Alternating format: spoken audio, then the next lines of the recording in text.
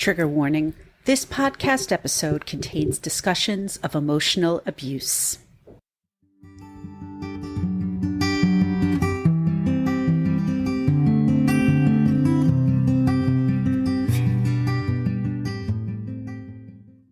Hello, everyone, and welcome back to Emotional Abuse is Real. I'm your host, Serene Leeds, and I'm so glad you're here. It's another rainy day in New York, and I'm currently huddled up in my daughter's room recording this intro because it's the only quiet spot in my home right now. So I hope that you're in a nice, comfortable spot. Take a deep breath, and let's get into the episode. But before we get into today's episode, a reminder that emotional abuse is real still needs your support. And there are several ways you can do that. First of all, if you're a listener and you'd like to share your story, please don't hesitate to reach out via Instagram at Serene Leeds Writes. That's SarenLeedsWrites. You can also reach out via our Emotional Abuse is Real Facebook page or via email at hello@sereneleadswrites.com. A reminder that anonymous guests are always welcome. Another way you can support Emotional Abuse is Real is by heading over to Apple Podcasts and both leaving a rating and writing a review. The more reviews we get, the easier it is for people to find this podcast. Finally, you can support the podcast by following me on Instagram at Serene Leeds Writes and following our Facebook page, Emotional Abuse is Real. And if you are able, please consider donating to our Buy Me a Coffee page, which I've linked in the show notes. As I've said before, this is a one-woman operation, and your donations help fund the podcast's production costs. I'd also like to remind you about my free newsletter. This is a great opportunity to stay up to date on my latest published articles as well as new podcast episodes. Also, it's a wonderful way to stay in touch with me directly, especially if you are a business or brand owner looking to punch up your website, email, or social media copy. I am available to work with you on any writing or editing you may need with your business and brand copy. Plus, as an added bonus, I send out a free delicious dessert recipe to every new subscriber.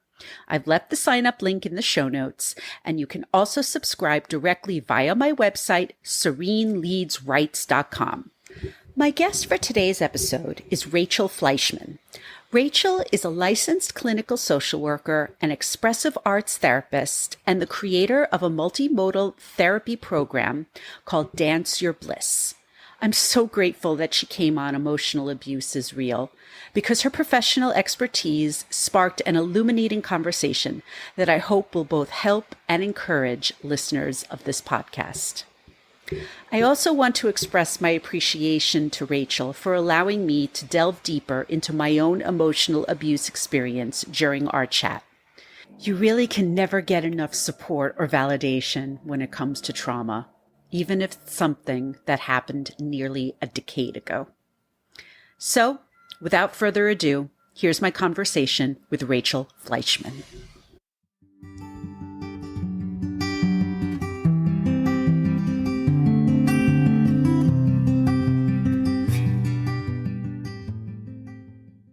Hi, it's a pleasure to be here.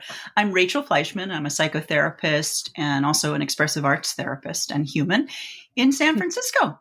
And I'm honored to be here on the podcast. Wonderful. I love having people on the podcast from places all over the world, and especially in cities that I've been to and haven't been in a very long time. I love San Francisco. It's been a very long time, but I'll get back there one day.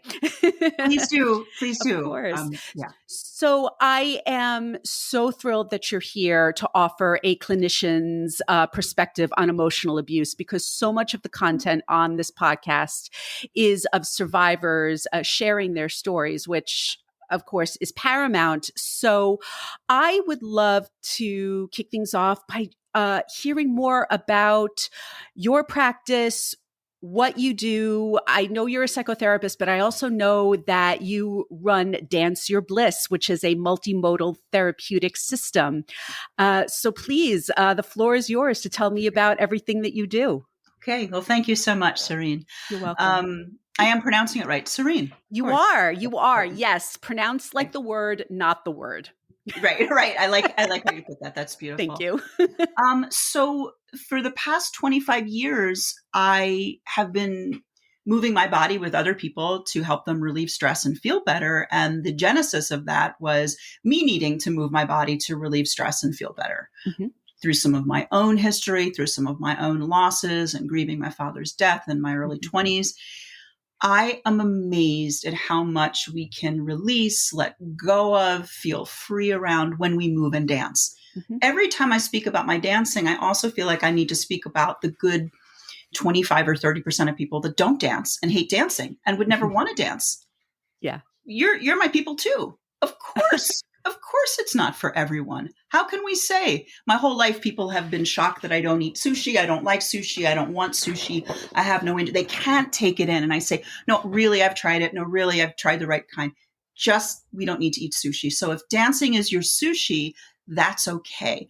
Think of what gives you freedom. And for me, Dance Your Bliss is a great venue and movement system for creating freedom. It's born from expressive art therapy Mm-hmm. and the great work of Anna Halprin in California and many teachers before her who realized that when we move our bodies, we can free up trauma. We finally have this in the mainstream. We have a book now called Oh, Rachel, how can you forget? How can you possibly? Because it's when I'm in a podcast, I forget things. Is it called Your Body Speaks Its Truth or Your Body Speaks It? The Body Knows the Score by Bessel van der Kolk, a Dutch Jew. Besser van der Kolk's book, Yes. Your Yes. Body Keeps the Score, is so phenomenal. Seeing him on the cover of Time magazine and going, wow, we're really understanding that we hold trauma in our Mm-hmm. bodies. Mm-hmm. Right? We're really getting it. So whether it's dancing your bliss or gardening your bliss or playing with your kids with bliss or painting your bliss, we do need to free up this part of us, the head, the skull, the brain, all of that part that's, let's just say the brain that's holding, whether or not we're trauma survivors. And I do believe emotional abuse is trauma, either with a big Yeah. or little T. I'll let the survivor decide if it's Mm-hmm. big or little T. Yes. The word Traum or trauma or Traum comes from the word dream in German, which is interesting. Yeah. Believe me, when you go through trauma, I'm saying it like I'm German, trauma, you didn't just dream it, you lived it. But I imagine part of that is we're living it again and again and again. So I'm very careful when I lead Dance Your Bliss workshops. I expect that maybe 1 out of 3 people may have had an abuse history, Mm-hmm. maybe more. I get about 95% women who come to my workshops, and I make it really clear that this is a safe space. Yes. I make it really clear. By the way, expressive arts, I should have closed that statement, but I get very excited in a little bit. Expressive arts includes movement and dance, drawing and writing. Let me tell you, that's so much fun. It can also include poetry. There's actually a master's degree in poetry by Matthew Fox has a book about it, Poetry as a Healing Art. So we actually write poems and prayers in the workshops. Some of this I bring into my private practice, droplets, Serene, just droplets. Okay. Most clients in the 50 minutes have so much to share, and they want and need immediate wisdom and support that I don't think we're going to twirl around the room. I am going to notice how their body is presenting. I'm going to notice what tension I might see. I may not call it out till the time is right. You don't just sit down with a client and say, wow, you look tight and tense. Really take your time in a loving way. So anyway, Dance Your Bliss has been this fantastic baby of mine for 25 years, and I lead workshops and retreats for 22 years now in New York State at the Omega Institute and other places. So I come back to New York a lot. And I'm a provider in San Francisco, originally from Philly. Mm-hmm. And I learned about dance and movement. I have my own abuse history that I don't really share a lot. And I don't know that it's a story or a true story that's that important. And I don't mean to devalue it. I just feel like we only have this nugget for your listeners. So another time, another Okay. time. But for today, what I can Yeah. say is about my own stuff. For me, where I go as a human is guilt and shame, probably Mm-hmm. shame more than guilt. Yeah. And when I listened to your story, it was hard to hear. It was hard to Yeah. hear. Yeah. And what I want to say is there was no simple answer to Serene's story. As I'm listening, Yeah. I'm thinking, as the listener, she doesn't have a simple answer. If she leaves this job, this is her whole identity. Yeah. This is a job that anyone would say is phenomenally fantastic, extremely ambitious, hard to come by, extremely important. And there was a moment, and I can tell this to the listener, there was a moment that got me that was so upsetting. A colleague at some point has witnessed you Yes. being berated, shamed, and humiliated. You Yes. choose the word, sorry, All of them. by boss person. And colleague says to you, I'm I'm not not going to get getting involved in that. involved. Yeah, I'm not going to get involved. And I want to say to the listener, it's okay to get involved and it's okay to involve people. We can get squeamish as humans about how to be and how to help one another. So the first thing is that I want to say is it ain't your fault. And it comes in like the boiled frog. Please forgive me, vegans and vegetarians. I do Yeah. not eat frogs. There's a very important parable, what we want to call it, expression about if you put a frog, it's not true actually, but if you put a frog in boiling water, they jump out, their body cannot tolerate it, they smartly jump out.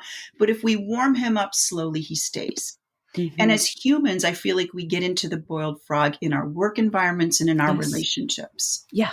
If somebody said you'll be in a sexless, loveless relationship where someone's taking all your money and humiliating you, would you like to enter that relationship? You'd run the other way. Yeah. Nothing is so simple. Yeah. Um, so one thing I will say to the listener is no matter your income, there is support. Yeah. No matter your income, there is always support. Another thing I'll say though is it's very tricky with friends. They may Yeah. be tired of hearing you, and so they have a motive and desire to get you out of the relationship. They love Mm-hmm. you, but they may tire of hearing it. Mm-hmm. Um, they also, like a lot of us, don't see how hard it is to leave, Yes. whether work, whether love life, whether whatever.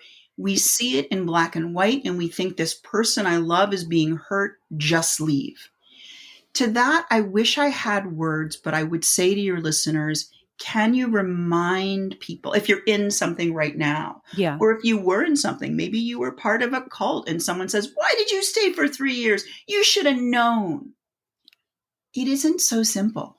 Correct. And I wish as humans, whether we're clinicians or not, we could have the emotional intellect to go, things aren't so simple. What do you think? Yeah, I don't know if you have a thought on that. Thank you. Thank you. And you're absolutely right. First of all, thank you for listening to my story. Thank you for that insight. And thank you for your validation of what happened with that colleague. Um, what I, all right, without, because I won't, of course, I will not identify her, but I will say I left Rolling Stone 9 years ago. There are only 2 females who I worked with who were still there, and she's one of them. Of course. Right. Everyone else had to leave because it wasn't just me. Right. So what you said to my listeners, because you're good, you preempted, a couple of my questions. I want to thank you for that because I know I have a lot of listeners who know that something is wrong and they don't quite know what to do next or first. I see. And in a lot of cases, they don't know that they can go to therapy. So the fact that you said that no matter what your situation is, that there is support out there because, sometimes I always say at the end of the podcast, this is not a substitute for professional help. If this helps to lead you to that help, great. But this podcast should not be your only place of support. That's right. So, if there are any other recommendations that you have for taking that first step to get yourself help, that's what I know that my listeners are looking for. Absolutely. Yeah. I think that when we go through this type of trauma, we lose a part of ourselves. I don't like to use pop psych and say gaslighting. There's a great New York Times article about how a lot of us just keep using a lot of psych terms, like this person is narcissistic, this person is. That comes up a lot on this podcast, but this is why I want to get different perspectives. Yeah. Well, we all have a narcissistic wound. So your listeners might want to start using that.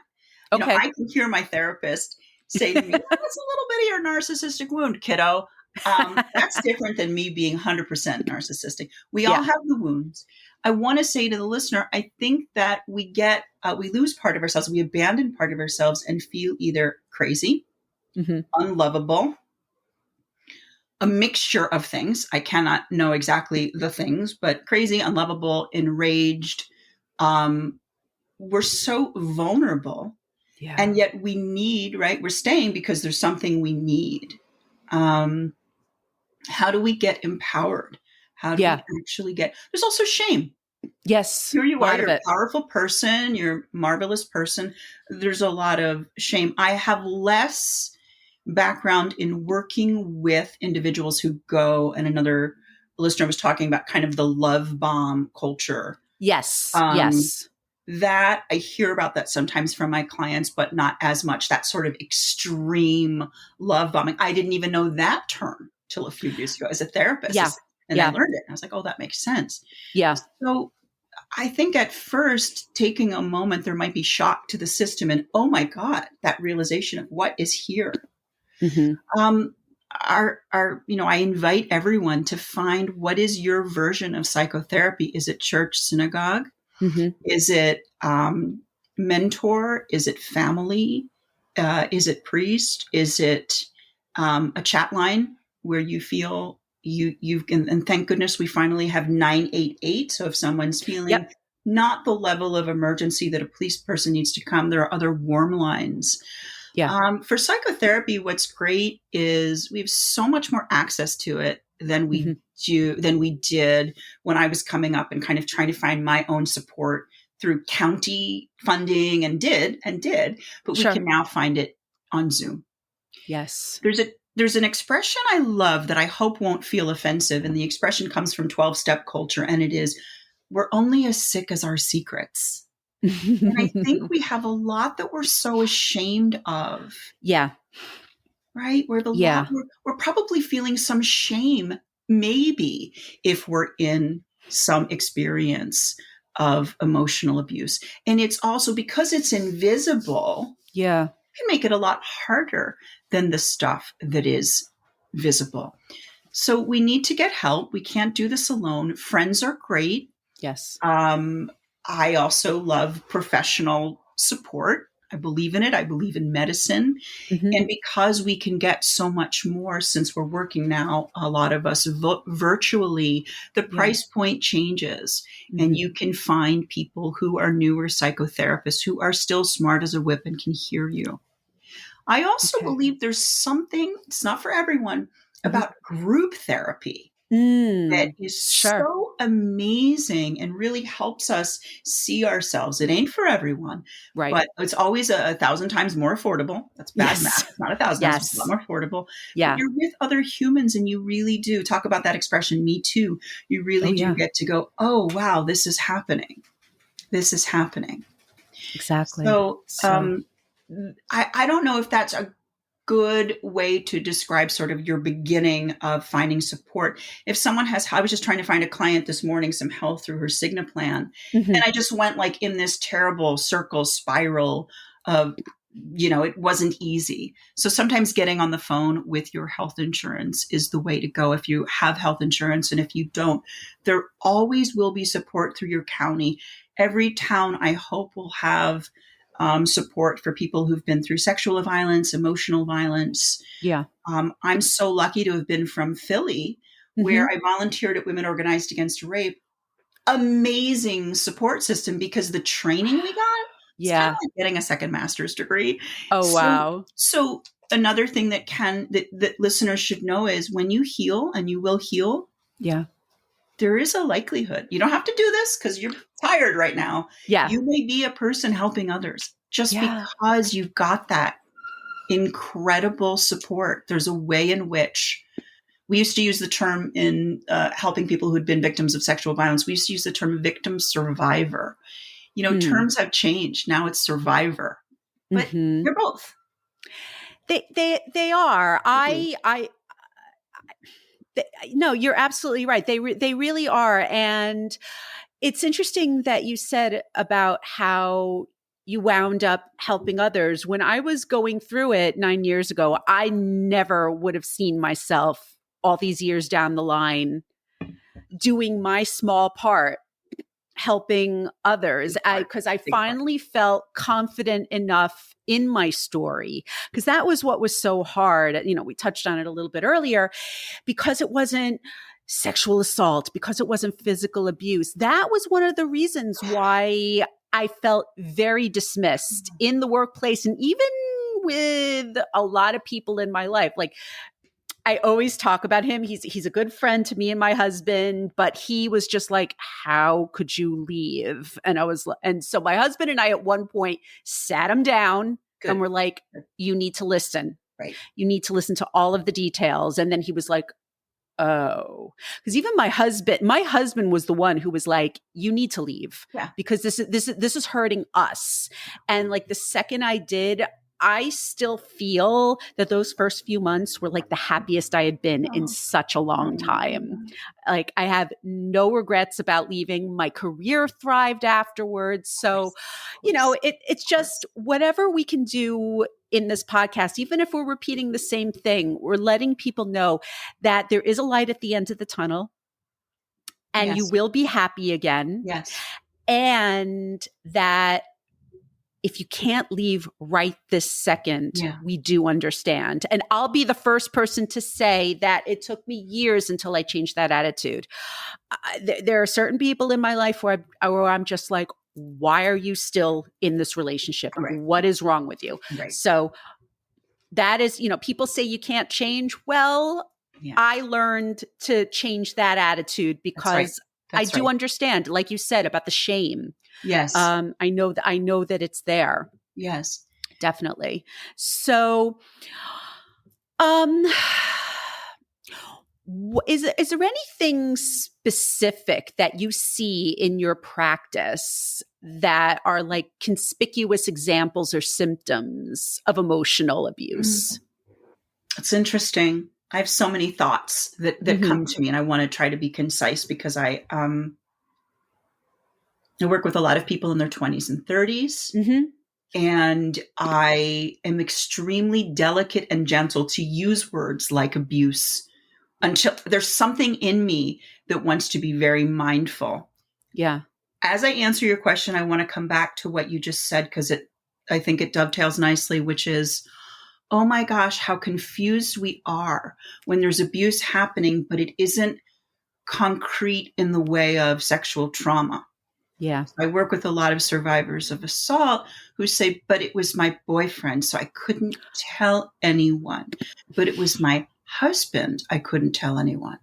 Yeah. We get confused. And if we start Googling and looking for places to support us, and we see words like sexual violence or abuse, we go, well, maybe that's not me. So I think there's a way in which, kind of like that word traum or dream, there's a way in which we deny what's happening or don't give ourselves enough credit. I'll see that a lot. One of the things I see in humanity that I love seeing is a resilience. And I don't think it's just because, well, the people that are coming to me are just a sample of people who happen to have resilience because they're choosing psychotherapy. I think humans have an amazing resilience. That doesn't mean, oh gosh, what doesn't kill us makes us stronger. It can also really, really hurt us. Yeah. What I see a lot of is a deep confusion, whether the person's male, female, a CEO or or a not CEO type, a tremendous amount of confusion and a need to retell, a need to understand, did this really happen? Is this abuse? So we sort of Yeah. do a bit of unpacking. Yeah. I find my way to safety with them so that I'm not freaking them out by saying, holy moly, you've been horrifically abused. Sometimes we marry and date and go to work with our unfinished business of our growing up worlds.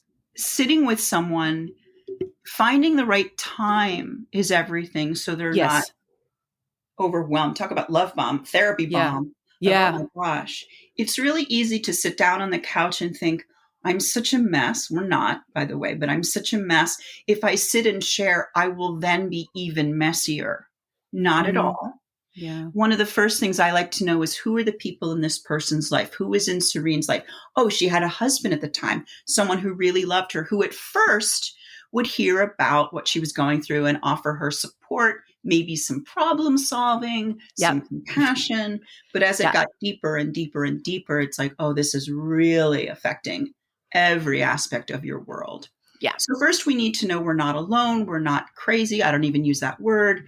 We're Mhm. not broken. We're not unfixable. We're not unlovable. All of those things. We need to come at ourselves with massive self-compassion. Yeah. And instead of, it's tricky. There might be a why did this happen to me place. There might be a younger therapist who always wants to link back to our parents. I want your listeners to know, if that doesn't work for you, let the therapist know. We can be like a terrier grabbing hold of a person's younger years. And some clients want to go there and others are like, please, that isn't where I want to be. Yeah. Yeah. I'm really glad you brought that up. Yeah. Because parents come into it so much when it's therapy, when it's, emotionally abusive relationship. And I find like that ends up becoming a topic a lot on this podcast. And for the most part, it should be. But I'm glad that you brought up that in some cases, it's timing. No. Yeah. It's timing. Yeah. It's timing. And you can say to your beloved therapist, I hear you. I know that's true. I want to unpack that. But right now, I am burbling with overwhelm or tenderness or whatever. Yeah. Or you can say to your therapist, yes, you've just grabbed onto something. I want to be a terrier with you and I want to unpack this, but can we make sure in every session I leave not feeling completely overwhelmed? That's a 50-minute hour. And you know what? Some of us are doing 45 minutes now, Serene. It's so short. We all need to feel put back together again. So we need to say to our therapist, whether we're paying them $300 or $5 or nothing, please, can we make sure that you can help me modulate back? I'm going to work after this. Right. Or seeing the person after this. Yeah. What are ways that I can feel safe and grounded? We need to have ways to feel safe and grounded. And that's hard when you're going to work each day. Wow, that is hard. Thank you so much for that. It's like how to do therapy right. And we do need that, especially people who are first trying to wrap their arms around what exactly is going on. Like I was in therapy and my therapist had to tell me I was being emotionally abused. I was coming to therapy, constantly talking about my boss and, because I couldn't make heads or tails of it. And like everything, like I came all the stories I tell, all of the definitions of what happened to me, I had to have my therapist tell me that this is what was going on, because otherwise I certainly couldn't see it, because if it wasn't, because since it was so invisible, no one else, I mean, I did not have, well, as you know, I had zero support. And, I know that part of it is because all the women, at least all the women there, were dealing with their own issues because of the way people were treated. I mean, I haven't had a chance to talk about this on the podcast yet, but I'll just say, because of what's been in the news lately, Jan Wenner was not my abuser, but he created a toxic workplace that allowed my boss to do what he did to me and to everyone else, and for other women to be treated like they were second-class citizens. Right. That definitely happened there while I was there. Yeah. So I just anyway, feel, yeah. I want to say the word, I feel as an empath, Thank you. how demoralizing that can be. That's my word. That's my Rachel word. That's not everyone's word, but we can feel demoralized, meaning less than, and just lose our verve and confidence, which is so hard. It So really yes, was. first of all, as we I want to honor the time, so I want to make sure I give as many actionables as I can. Yeah. You're not alone. I do think if a human being is sitting with me, and this is very interesting, we call this characterological. If someone says, I'm in a really crappy work situation, and then I hear all their work situations for 20 years, and every one of them has a jerk boss and an awfulness, we do have to look at the common thread. Yes. And that's a delicate dance, because sometimes it's the industry they're in. Yep.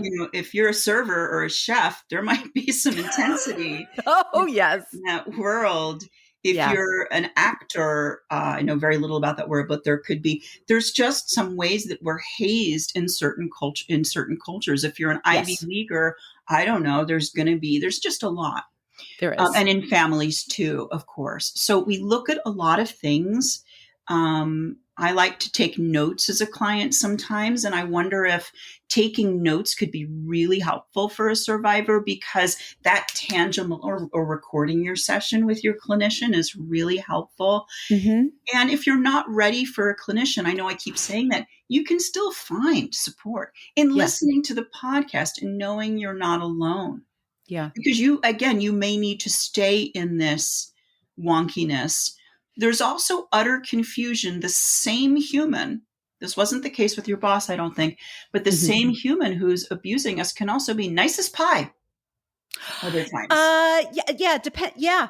Yeah. Right? Yeah. And then we go, did I make that up? Did I make that up? Right? I had this growing up with mean friends. Did I make that up? They were really nice right now. Oh, they're so nice.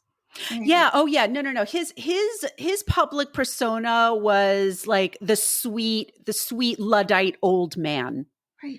Who didn't know how to use technology, and he liked the good old days and things like that, and because everyone in the office, they kind of gave me the vibe of, he's harmless. Just give him his chew toy so he'll leave you alone. Oh, so basically do what he wants so he'll leave you alone. Yeah. So, and it just came to the point where your arm became the chew toy. That was the problem. Yeah.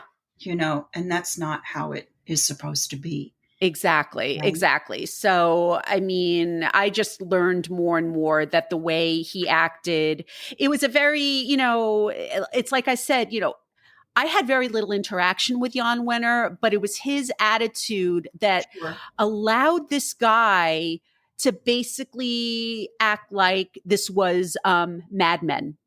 He definitely had the mid 20th century attitude towards women. He was certainly intimidated by smart women who had aspirations that definitely did their job better than him. Yeah, sure.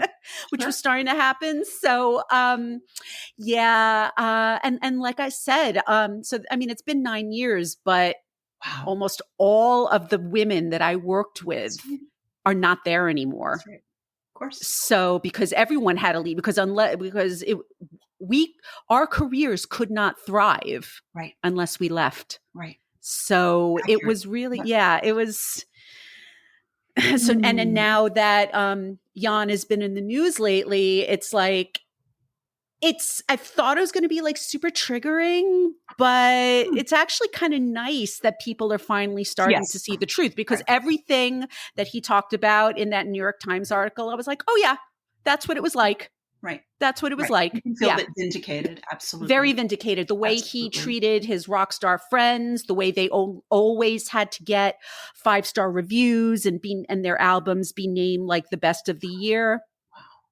Yeah, it's true. And don't get me wrong, I'm the biggest U2 fan you'll ever meet. But that doesn't mean that I think that every single U2 album should be given 5 stars. Of course. So. Of course. Yeah. Of course. Yeah. So anyway, I didn't mean to turn this into, yeah. I mean, as parting wisdom, I would just say to the listeners, good on you that you're listening to this, that you're making changes in your life. The fact that you're taking the time to listen to this podcast is, I'm ready to change. Or let's be more gentle with that.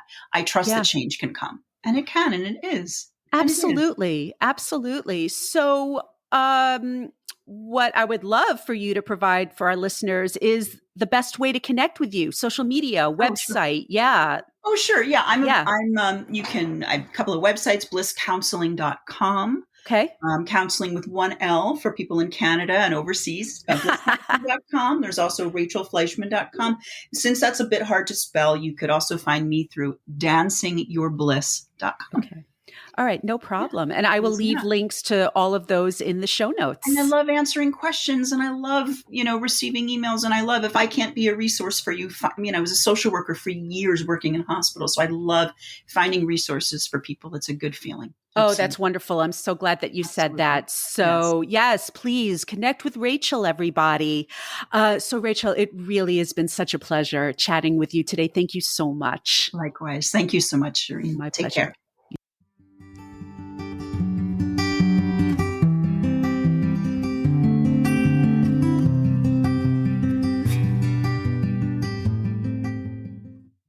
Thank you for listening to my conversation with Rachel Fleischman on Emotional Abuse is Real. If you would like to connect with Rachel and learn more about Dance Your Bliss, I've left links to her websites in the show notes.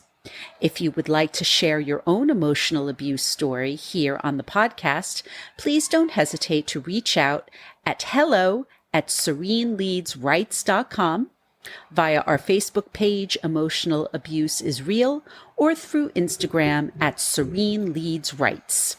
Please note that this podcast should not be used as a substitute for professional mental health services. If you are a victim of emotional abuse and need help, please call or text the Suicide and Crisis Hotline at 988. Or call the National Domestic Violence Hotline at 1-800-799-7233.